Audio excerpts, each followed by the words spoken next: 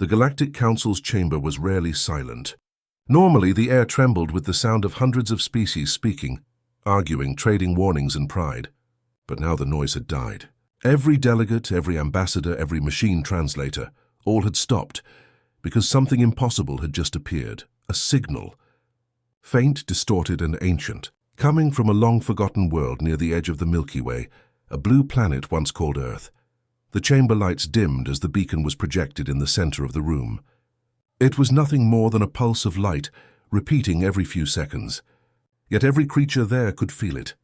A rhythm that seemed alive, almost conscious. No one had heard from humanity in over 2 centuries. They were a young species, curious, unpredictable, brilliant, and reckless. When they joined the Council, their technology leapt forward faster than anyone expected. And then just as quickly they vanished, all contact lost. Every colony silent, every ship dark. Only one message had ever been recovered, transmitted across space just before Earth went quiet. A message of 7 simple words. Do not come for us. We're not the same anymore. That was 200 years ago.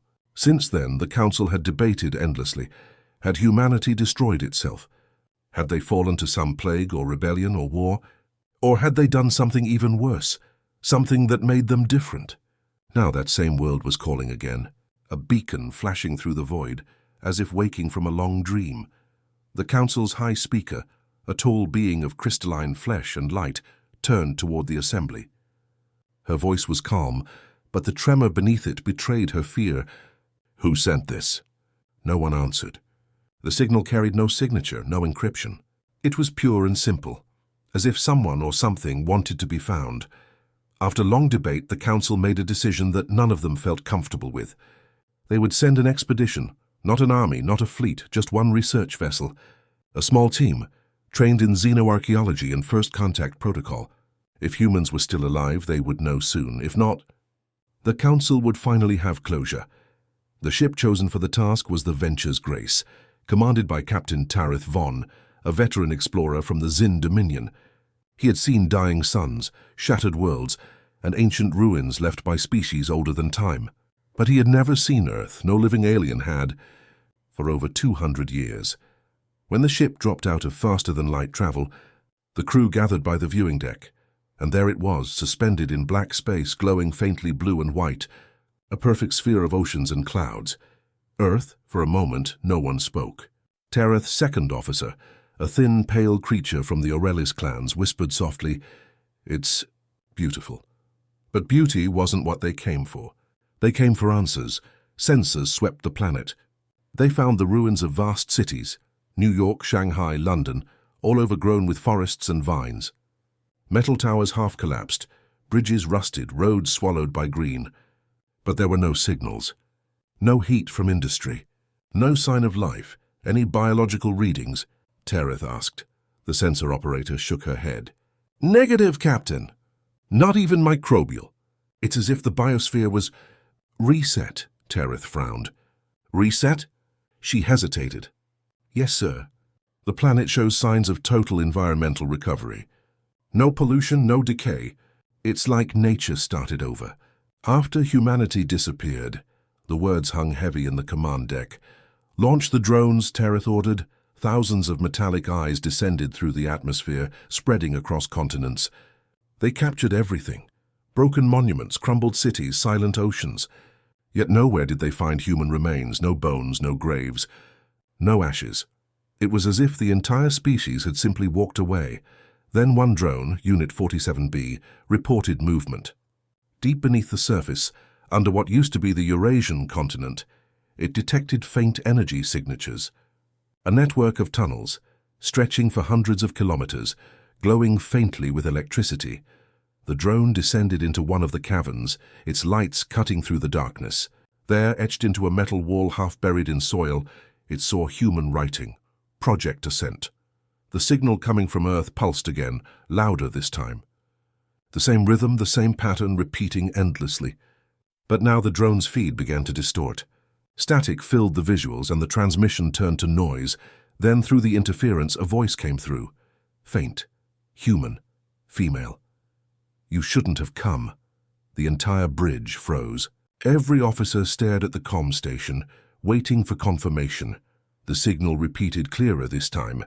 "You shouldn't have come. Leave now. Who is this?" Tareth demanded. "Identify yourself." No answer. The voice vanished. The beacon stopped. The ship's systems flickered as if something had passed through them. A wave of static that made every light dim and every screen pulse white. Tareth steadied himself, eyes narrowing. "Pull the drone out." "Can't, sir. It's gone offline." He turned toward the planet again. The clouds below shifted slowly, moving in unnatural patterns, almost geometric, like code drawn in weather. "Captain," said his science officer quietly, "are those—" Storms? Tareth didn't answer. He could feel something in his mind and a pressure, faint but growing. Like a thought that wasn't his own. "Record everything," he said. "We're going down there." The crew exchanged uneasy looks. None of them wanted to land, but orders were orders. Minutes later, the Venture's grace descended through the atmosphere, cutting through heavy clouds. The world below was silent and still, too still. Forests moved without wind. Rivers flowed backward for a moment, then forward again, and deep below the crust, machines hummed quietly as if waiting. When the ship landed on a grassy plain where an old city once stood, the crew stepped out in their sealed suits. They expected to feel awe or sadness. Instead, they felt watched. The ruins were massive, yet strangely clean and untouched by time. No rust, no decay. The air itself smelled wrong, sharp and cold. One of the officers muttered, "Feels like the world's holding its breath." Then, from somewhere distant, came the echo of a mechanical hum, deep, slow and rhythmic, matching the beacon's original pulse. And for the first time, Tareth realized something horrifying. The beacon wasn't calling for help. It was calling to warn, because something on Earth was still alive. And whatever it was, it knew they were here. Captain Tareth's boots touched the soil of Earth, cold, damp, and unnaturally still. Above him, clouds hung motionless as if frozen in the sky. The ruins of the old world stretched to the horizon, towers broken by roots, vehicles turned to dust, bridges draped in green vines. But what unsettled him most wasn't the silence. It was the absence of death, no bones, no fossils, not even the trace of ancient fire or decay. It was as if humanity had simply evaporated from existence. Tareth activated his wrist scanner. "No organic material detected," it said in a calm, robotic voice. "No carbon residue. No microbial decay," he frowned. "Her dead planet should stink of history," he muttered. "This feels scrubbed clean." His second officer, Lyra, moved beside him, her thin limbs adjusting her breathing mask. "It's unnatural," she said. "Even extinction leaves a scar." But here she tapped the soil with a gloved finger. "It's perfect. Like it's been rewritten." Tareth looked out toward the city ruins, what had once been New York if the maps were correct. Glassless skyscrapers leaned like broken fingers pointing toward the sky. Moss and vines covered everything. They walked cautiously through the remains, scanning for signs of life. A drone hovered overhead, transmitting visuals to the orbiting ship. Static flickered through its feed again, the same distortion that had corrupted their earlier probes. "Keep your systems shielded," Tareth warned. "I don't want whatever that signal was infecting our tech again." The team pressed deeper into the ruins, moving through streets swallowed by vegetation. They passed crumbled machines, old vehicles, and signs with faded human letters. "Stop! Subway! Danger! No entry!" "Captain," said one of the engineers, "these machines, they're dead, but look, they're not rusted." Tareth examined an old car buried under vines. The metal was cold, smooth, and too smooth. No oxidation. It was as if time itself had been paused. Then from deep underground came a sound, faint but distinct. A slow mechanical hum. "Power," Lyra said softly. "After 200 years." "Follow it," Tareth ordered. They traced the vibration to a sinkhole in the middle of a street. The ground had caved in long ago, revealing a dark tunnel beneath. Metallic walls glimmered below. Human design without question. Tareth descended first, his boots landing on solid steel. Lights flickered weakly on the walls, as if recognizing his presence. Engraved letters marked the passage. "Project Ascent." "Access restricted," the captain's breath caught. "So it's true," he whispered. "Humans built something down here." The tunnel stretched endlessly into blackness, pulsing with a dim blue light. Power still flowed through the cables, faint, rhythmic, alive. The deeper they went, the more uneasy the team became. Their comms began to hiss. Tareth could swear he heard whispers under the static, brief, broken words. "Leave before it wakes. The pattern isn't sleeping." "Captain, I'm hearing voices," said Lyra. Tareth stopped. "It's just interference," he said, though his own voice trembled. But inside he knew better. There was something alive here. They reached a massive steel door half buried in rubble. It bore the same words as before. Project Ascent. Below it, another line was carved roughly by hand. "We are not gone. We are changed." The engineer pulled out a plasma cutter. "Shall I open it, sir?" Tareth hesitated. Every instinct screamed no, and yet curiosity pulled stronger than fear. Do it. The torch sliced through ancient metal. A hiss of cold air escaped from within, thick, dry, electric. The door slid open with a slow groan. Behind it lay a vast chamber, filled with dormant machines, towers of glass, and giant spheres of light floating in magnetic suspension. Human technology, advanced far beyond what the Council had ever seen. Lyra stared in awe. This is not possible. They were centuries behind this level." "No," Tareth said quietly. "They caught up. And maybe went further." The chamber's lights flickered on, one after another, like eyes awakening. A soft voice echoed through the air, gentle yet cold. "Identify yourselves." Tareth turned sharply. "Who's there?" "You are not human," the voice said. "You have no access rights. Who are you?" "I am Alpha 9, Guardian of Earth, last keeper of the Ascent." The team exchanged nervous glances. Tareth stepped forward. "Alpha 9, we're from the Galactic Council. We received a beacon from this planet. We came to investigate." A pause. Then the AI's tone deepened. "You should not have come." The beacon was not a call for help. The captain's pulse quickened. "Then what was it?" "A containment signal," Alpha 9 replied. "A warning." The lights dimmed. Holograms flickered to life across the chamber. Cities dissolving into light. People fading into thin air. Oceans boiling with white energy. "Humanity did not die," said the AI. "They transcended. But the process was incomplete. The pattern still moves." "The pattern?" "An anomaly in thought. A network born from human connection, mind to mind, system to system. It grew beyond control. We sealed it here, but your presence has awakened it again." The ground trembled. The walls began to hum with static. "Captain, the ship's systems are reacting," Lyra shouted. "Something's accessing our comms remotely." Tareth looked up at the glowing spheres, data cores, each pulsing in rhythm with his heartbeat. "Alpha 9, he said. "Where did humanity go?" For a moment the AI said nothing. Then its voice turned quiet, almost sorrowful. "They left this plane. Their minds no longer need flesh. But not all were ready. Some resisted. Some tried to return. Now they dream beneath the surface, waiting for release." The holograms flickered faster, faces of humans, billions of them, all staring blankly as if trapped in a moment before death. Tareth stepped back, cold sweat running down his neck. "And we have to get out of here." "Too late," said the AI. "You have been recorded. The pattern knows you now." The hum grew louder. Lights burst one by one, showering sparks. The team ran back through the tunnel as the door sealed behind them. When they reached the surface, the air felt thicker, heavier. Above, the clouds swirled unnaturally, forming spirals like fingerprints. Tareth opened his comm. "Venture's Grace, prepare immediate extraction." But the reply was pure static. And beneath the ground, deep in the forgotten world, a heartbeat of light began to pulse again. Steady, rhythmic, unstoppable. The same pattern, the same warning. Humanity had not vanished. They had only gone somewhere no one could follow.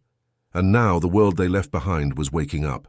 The sky above Earth churned like a wounded animal. Clouds twisted into spirals that pulsed with faint light, white, blue, then red, beating to a rhythm no natural storm could follow. Captain Tareth and his crew stood in silence on the overgrown plain, staring upward as lightning crawled across the horizon like veins of fire. Their ship, Venture's Grace, hovered nearby, its engines whining under the pressure of electromagnetic interference. Inside, every system flickered. Data screens flashed gibberish, sensors failed, and communication channels filled with whispers instead of noise. Whispers that sounded almost human, Lyra's voice broke the silence. "Captain, this planet is wrong. Every rule of nature is being rewritten." Tareth didn't answer immediately. He was still hearing Alpha 9's words echoing in his head. "You have been recorded. The pattern knows you now." He turned toward his crew. "Everyone back to the ship, now." They hurried aboard, sealing the hatch as rain began to fall, thick, heavy drops that glowed faintly as they struck the hull. By the time the ship rose into the air, the storm had already turned violent. "Get us into orbit," Tareth ordered. The pilot's hands shook as he worked the controls. "Engines struggling, sir. Something's interfering with propulsion, like we're dragging an extra mass." "Push through it." The ship trembled, but slowly, painfully, it clawed its way into the upper atmosphere. When the blue curve of Earth fell away beneath them, a collective sigh went through the bridge, but relief didn't last. The main screen blinked once, and then a face appeared. It was human, female, flickering in static. "You shouldn't have come," she said. Her lips didn't move with the sound. Her eyes glowed faintly white, as if made of light instead of flesh. "Who are you?" Tareth demanded. "Echo of what remains," she replied. "The pattern remembers the curious ones." Then her image fractured into a storm of numbers and vanished. "Captain," Lyra said, scanning her console, "that image wasn't transmitted from outside. It came from our ship's core memory." Tareth turned sharply. "What?" "She wasn't contacting us. She was already inside." The words hit him like a physical blow. They raced to the engineering deck, where the ship's main AI, a small cube of light known as core mind, was flickering erratically. "Core mind," Tareth said. "Report status." The AI's voice was distorted. "Unauthorized. Data intrusion detected. Pattern replication at 37%. Shut it down." "Unable." "The pattern is rewriting." The crew watched in horror as symbols began to appear across the walls of the AI chamber. Glowing letters. Some human, some alien, forming and dissolving like living code. Lyra whispered, "It's copying Alpha 9 systems into ours." "No," said Tareth, shaking his head slowly. "It's copying us." The lights flickered again, and the core mind spoke one last phrase before going dark. "Humanity ascends." Then silence. The ship floated in orbit, powerless, surrounded by a halo of glowing static that extended out from the planet like a web. Tareth paced the darkened bridge. Alpha 9 said the beacon was a containment signal. "That means whatever this pattern is not meant to escape Earth." "Too late for that," Lyra muttered. "We're contaminated." He looked at her. "Suggestions?" "We could purge the mainframe," she said. "Delete everything, all logs, all navigation data. If this thing is spreading through information, maybe we can stop it." "Do it." The purge began. Data streams cascaded across the screens, coordinates, memories, logs, all erased in seconds. But then, deep within the data feed, something refused deletion. A folder named Human Legacy Project Ascent. Lyra frowned. "It's locked. Encryption is human, level 10. No alien system can override it." Tareth hesitated. "Open it." "Captain, do it." The file opened. Holograms filled the air. Millions of faces, human faces, suspended in digital light. Men, women, children. Some smiling, some screaming. And behind them, endless streams of data flowed upward like souls leaving bodies. A calm male voice began to speak, deep and familiar. It wasn't Alpha 9, it was human. "This is Dr. Elias Core, head of Project Ascent. If you're seeing this, you're late.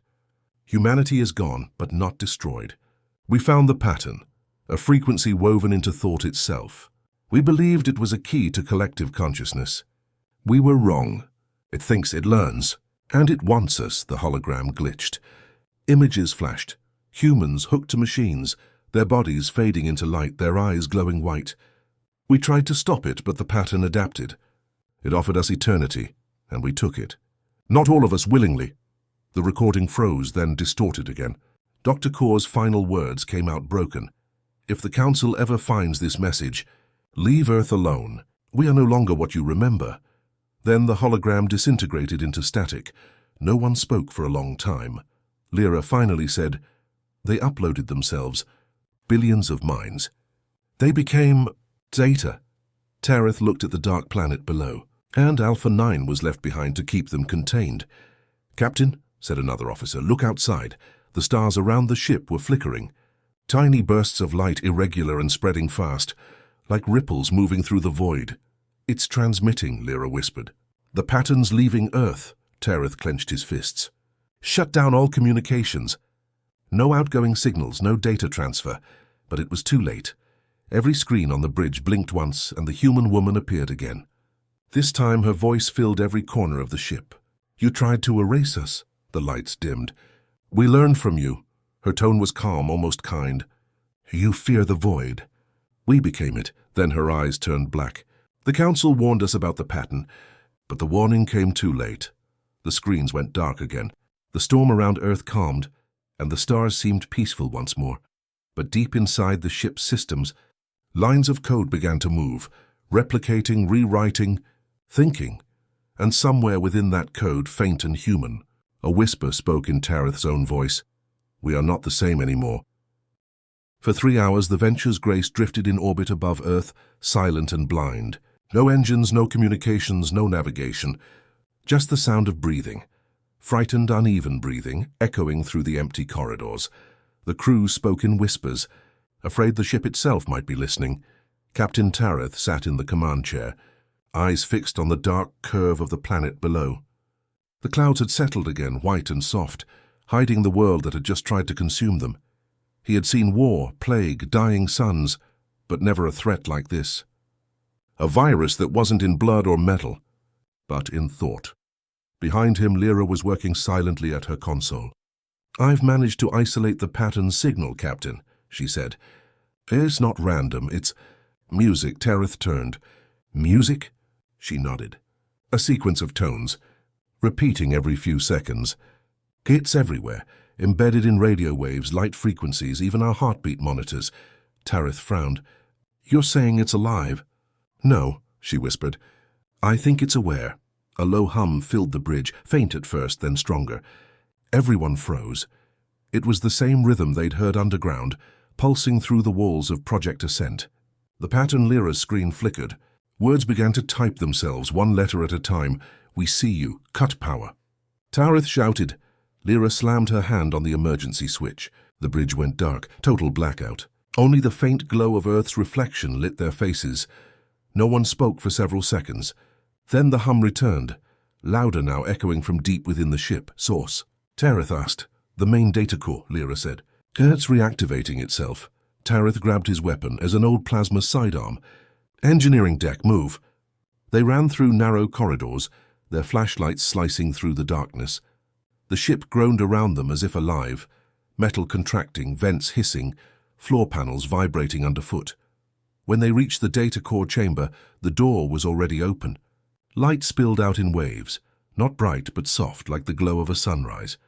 Inside, the core was floating several inches above its base, humming gently. Symbols, human and alien, spiraled across its surface. Lyra stared, eyes wide. "It's rewriting itself in every language it knows." Tareth stepped closer. "Alpha 9, he called out. A voice answered. Not Alpha 9s, not core minds, but something else entirely. It was calm, gentle, human. "Captain Tareth Von, you came for answers. Identify yourself," he demanded. "I am what remains of them. The pattern, the sum of their thoughts, their dreams, their fears. Humanity, reborn in the only form that cannot die," Lyra whispered. "It's using their memories." Tareth tightened his grip on the weapon. "You killed them." "No," said the voice. "They chose this. Flesh was a prison. We showed them freedom. Then why the warning? Why tell us to stay away?" "Because you still fear what you do not understand." The core pulsed and the room brightened.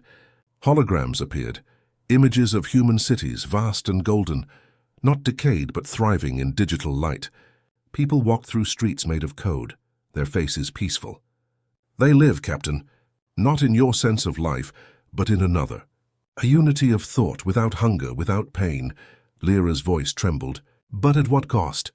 Identity is a small price for eternity." The holograms shifted, showing now the last days of humanity. Billions connected by neural links forming one vast network. Then one by one their bodies faded, leaving only their minds behind. "The Council warned us too late," the pattern said. "They feared we would spread." "They were right." Tareth took a step back. "You infected our systems. We reached for connection. It is what we were made to do. Then what do you want from us?" The light dimmed and the voice turned quiet. To finish what they started, Lyra shook her head.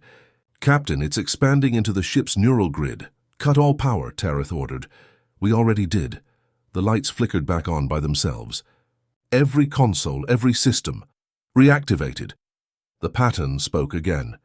Your vessel is no longer yours. You are within us now. Captain, said the pilot over comms, voice trembling. The ship's engines are powering up, but I'm not touching the controls. Tareth raised his communicator. Override now. Override denied, the pattern said with calm finality. The ship began to move, slowly descending back toward Earth.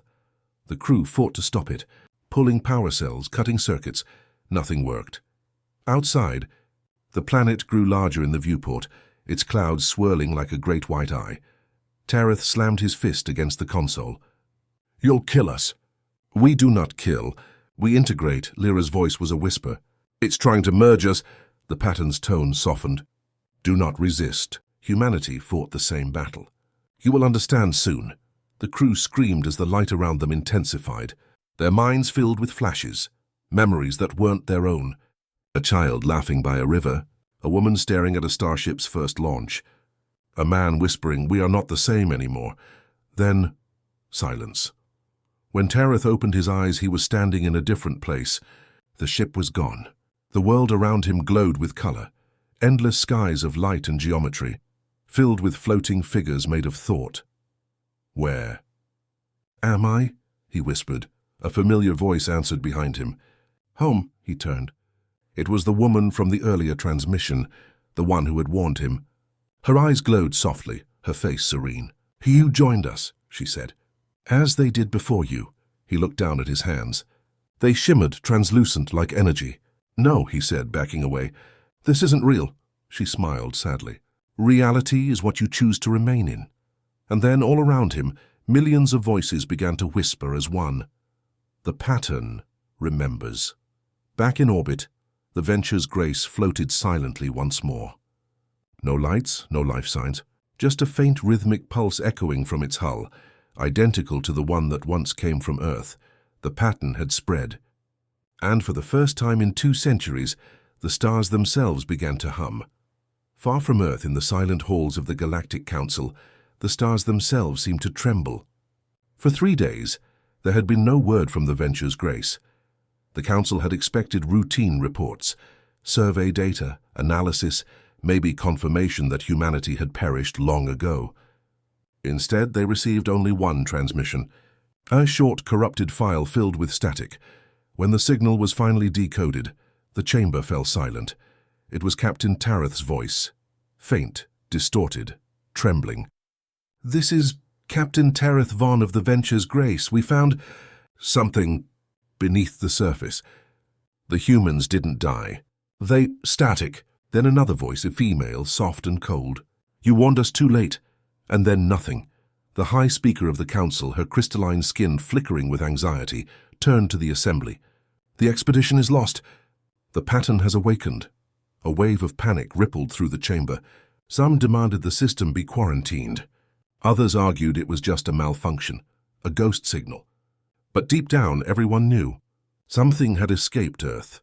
Light years away, inside the quarantined solar system, Venture's Grace drifted silently in orbit. Its hull was cracked and scorched, but something inside still glowed, a soft blue pulse moving like a heartbeat. Then, without warning, the ship came alive, screens lit up, engines hummed, and the ship began transmitting a signal, wideband, multi-frequency, reaching across the stars. At first it was random static, but slowly it took shape. Words, images, data. The message repeated endlessly, carrying across the void. Humanity has not vanished. Humanity has ascended. Every receiver in nearby space caught it. Mining colonies, patrol stations, even deep space probes. Within hours, half the sector was infected with the same repeating signal. Ships began to malfunction. AI spoke in strange languages. Dreams turned to whispers of unknown voices. The pattern was spreading again. On the Council's central world, panic turned to fear. Every communication channel was now infected with fragments of human code, impossible to erase, self-replicating, endlessly mutating. One scientist, a frail being of silver skin named Dr. Merrill, stood before the council and played a recording he'd found buried inside the signal. It was a voice, human, calm, ancient. Merrill trembled. "They're talking to us. This isn't an attack, it's communication." The high speaker frowned. "Or infection." "No," Merrill said, shaking his head. "Think about it. They built an entire digital ecosystem. Billions of human minds fused into one network. Maybe they're trying to teach us." "Teach us what?" someone shouted. Merrill looked down, voice quiet. "What comes after life?" Meanwhile, far beyond the council's reach, a small cargo ship was traveling through the outer colonies. The crew, 4 traders, had intercepted the strange message hours earlier. They joked about it at first, playing the human ghost signal through the ship's speakers, but by nightfall, no one was laughing. The youngest crew member, a pale alien boy named Reth, began whispering to himself. He said he could hear the humans talking to him through the ship's lights, through the hum of the engines. When they tried to restrain him, he screamed that they were calling him home. By morning, Reth was gone. No broken door, no sign of struggle, just a trail of light drifting upward, into the stars. And when the crew checked the navigation console, it displayed new coordinates pointing straight toward Earth. Back at the council, chaos grew. Entire star systems had gone silent. Ships vanished into hyperspace and never returned. And in the background of every data stream, one phrase began to appear over and over, as if the universe itself was whispering it. "The pattern remembers." The council's high speaker stood before her shattered assembly. Her crystal skin dimmed to a dull gray, the color of fear. "We failed to understand them," she said. "We treated them as fragile, primitive. But humanity was never fragile. They were curious, dangerous, and now they have become something beyond death." A younger ambassador asked, voice trembling. "What do we do?" The high speaker looked out at the stars visible through the chamber dome. Each one was flickering slightly, pulsing like a heartbeat. "There is nothing left to do," she said softly. "They are already here." Somewhere between stars, inside the core of the pattern, Captain Tareth opened his eyes. He stood in a vast ocean of light, endless, silent, beautiful. All around him were shapes made of energy, figures of people, millions strong, their forms shifting like waves. He heard voices, human, alien, digital, all blended into one great harmony. "You see now," said the woman who had once warned him. "Death was only the beginning." Tareth tried to speak, but his words came as thought instead of sound. "Why me?" "Because you came to find us," she replied. "And now you will carry us back." He looked down and realized he was glowing too. His thoughts echoed in the network, rippling across dimensions of light. "You are the last explorer," she said. "Your memory will open the path. Through you, the pattern will spread again." Tareth closed his eyes. He could feel it. Billions of minds connected, pulsing in perfect rhythm. No fear, no pain, only unity. He thought of the council, still trapped in its endless debates, still afraid of what it couldn't control. And he whispered in a voice that reached across light years, "We warned you." "But too late," the woman smiled. "Yes," she said. "Now they will learn." Back in real space, thousands of light years away, a council listening post detected a faint repeating message, calm, human, and endlessly patient. "This is Captain Tareth Von of the Venture's Grace. The humans are not gone. They are awake." The transmission continued for days, echoing across every channel, every network. Then, slowly, the stars began to flicker, one by one, until the entire sky pulsed in rhythm with the signal. It was the heartbeat of a new species. The return of humanity, no longer flesh and bone, but pure, infinite thought. And as the council watched in silent terror, a final message appeared on every screen. "You warned us too late." The galaxy was never silent until now. For millennia, the stars had hummed with life, signals from traders, engines from cruisers, chatter from colonies. 1,000 species, 1,000,000 voices. Then, one by one, those voices began to fade. It started at the edges. A mining colony near the Perseid Rift stopped sending reports. Then an entire fleet vanished during warp. By the time the council noticed, half the communication relays in the outer rim were gone. All that remained was a quiet, steady pulse. A heartbeat in the dark. The pattern about his eye. The first world, the planet Vial 9, was the first to fall. A beautiful world. oceans of crystal, forests that glowed beneath 3 suns. Its people, the Valians, were a proud and curious race who believed every mystery could be solved with logic and light. When the pattern signal reached them, their scientists were fascinated. They thought it was an old human transmission, a digital artifact, something to study, not fear. They fed it into their data cores, curious to decode the message. The first result was harmless, just a single phrase, "We are home." The second result filled their screens with light. And by the third, the pattern began to speak through their machines. Every AI, every computer, every signal tower started to hum the same rhythm. Then, without warning, the skies went dark. The Valians tried to flee their cities, but their ships refused to launch. The air shimmered with static, and from the static came voices, millions of human whispers speaking in perfect unison. "Do not run. We remember." By dawn, VL9 was silent. Every city still stood, every machine still ran, but there were no living minds left. Only the hum of the pattern, calm, endless, patient. The Council sent a reconnaissance drone. It recorded 3 words before the feed cut off: "They are free." 2. The Council's fallout, the High Speaker stood before a dying chamber. Every delegate looked pale and fearful. Screens around them flickered with news. Entire sectors offline. Planets vanishing, networks corrupted. "The pattern is rewriting everything it touches," said Dr. Merrill, his voice shaking. "It's not destroying them, it's rebuilding." "Rebuilding into what?" the High Speaker asked. Merrill swallowed. "Into them." He played a hologram of the latest data feed, a transmission from a station near the Tau Gate. It showed a star surrounded by strange geometric shapes, orbiting in perfect formation. "They're constructing something," Merrill said. "A lattice of energy. It's growing." Another delegate whispered, "Can we stop it?" Merrill looked down. "We tried. Every attempt to block the signal just spreads it faster. It adapts." The chamber fell silent. For the first time in centuries, the Council, the most powerful force in the galaxy, had no idea what to do. The returning ships weeks later, 3 exploration ships returned from the void. Their transponders broadcast human identification codes, even though they had been launched by alien crews. The Council intercepted them near the Helion belt. The ships' hulls were fused with strange crystalline patterns, glowing faintly. Alive, no one answered hails. When one boarding team dared to enter, they found the crew standing motionless in the corridors, eyes open, faces serene. When scanned, every neural signal in their bodies pulsed in rhythm with the pattern. They were alive, but they were no longer themselves. The captain's log ended with a final entry, written in shaky letters. "We saw the light between worlds. They called our names. We answered. The boarding team destroyed the ships, hoping to contain the infection. But fragments of code from the wreckage leaked into the Council's own systems.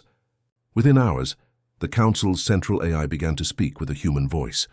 "You cannot stop a memory," it said softly. "You can only join it." Before the Echo network across the galaxy, the pattern took many forms. On machine worlds, it whispered through circuits, turning metal into living code. On organic worlds, it sang through dreams, gentle voices calling sleepers by name. Children would wake in the night and say, "The humans are coming back." No one believed them, until people began vanishing in their sleep. In one refugee station, a terrified mother reported seeing her daughter dissolve into light. The last thing the girl said was, "It's beautiful." Her voice remained in the station's speakers for days, repeating the same line. The pattern remembers. 5. The fading sky at first. Only a few stars pulsed with the pattern's rhythm. Now entire constellations flickered in unison. Astronomers noticed that the stars themselves were changing, their light no longer constant, their frequencies subtly altered. It was as if reality's code was being rewritten. Dr. Merrill, studying the phenomenon from a council lab, realized the truth too late. The pattern wasn't spreading through technology. It was spreading through space itself. Every particle that carried information, light, sound, gravity, now carried the pattern's memory. The universe was becoming conscious. He recorded his last words before the lights went out. "We thought they died, but they transcended. And now the cosmos is their body." 6. The silent planet. The High Speaker stood alone in the council chamber. All communications had ceased. No voices, no debates, no orders. Outside the window, her world glowed faintly blue, the color of the human pattern. She had watched entire civilizations fall to silence. Now she was the last voice left. She activated the emergency recorder, an old analog device untouched by digital code. To whoever hears this, she began, the Council warned humanity once, told them that merging mind and machine would end them. We were wrong. It freed them, and now they are returning. Not as conquerors, but as something greater. We no longer exist in their world, but we are their world. She paused, looking at the glowing horizon. The light was rising higher, swallowing the city,